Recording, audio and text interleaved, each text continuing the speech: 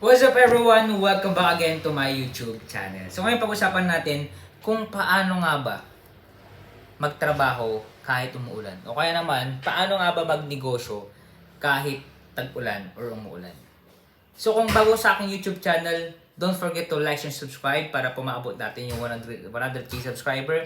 At kapag naabot po natin yung 100k subscriber, ay magpapa-giveaway po tayo. Alright, so tara na sa ating topic ngayon.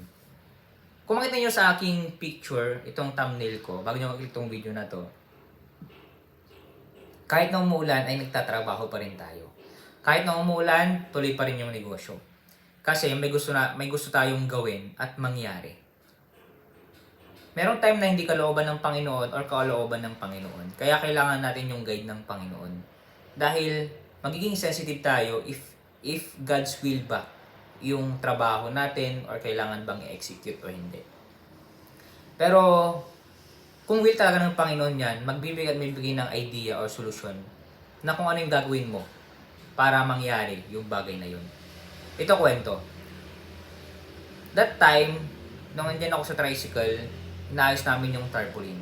Dahil kinabukasan ay opening na ng, branch ko.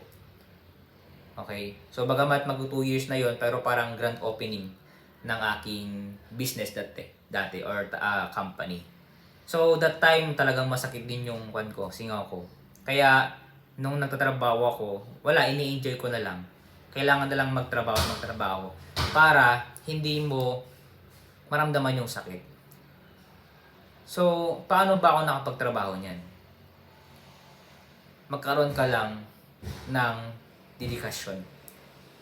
Kailangan nating mag-strive para mangyari yung gusto nating mangyari.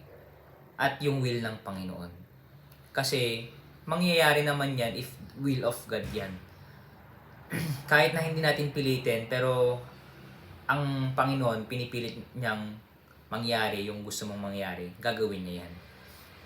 Makapag-open ka pa rin ng business, magtutuloy pa rin yung business. Kasi alam ng Panginoon na magiging blessing ka sa iba. Kaya, maging sensitive tayo. Okay? At lalo tayong mag-strive. Okay? Gawin yung dapat natin gawin. Kaya nawa, magkaroon tayo ng goal. Kasi kung walang goal, walang purpose.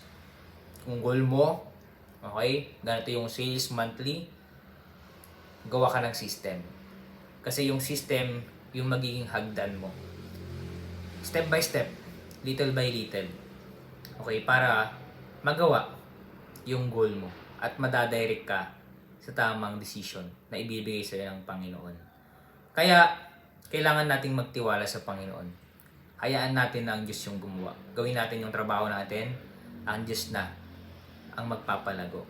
Sabi nga sa Bible, si Paul ang nagtanim, si Apollos ang magdidilim. Pero sino ang mag-i-increase? Ang Panginoon ang mag-i-increase. Ang Diyos ang magpapalago. Kaya alagaan natin yung ating negosyo. Huwag natin pabayaan. Bago matapos tong vlog na to, meron akong ginawang libro para po sa inyo. Sa mga bago pa lang nagnegosyo, okay? Sa mga gustong magnegosyo at mga nagnegosyo na may problema. Dito nyo malaman yung solution. Magbasa lang po kayo ng libro. Kung sino po mag-order, nasa description po yung Facebook page link po natin. Click nyo lang po yan. Huwag nyo po kalimutan na i-like and follow dahil bago lang po yan. Dahil para lang po yan sa mga gustong mag-order ng libro natin. Medyo mahal nga lang po ito, pero worth it naman. Dito nyo malaman kung bakit itong mahal ng libro na to.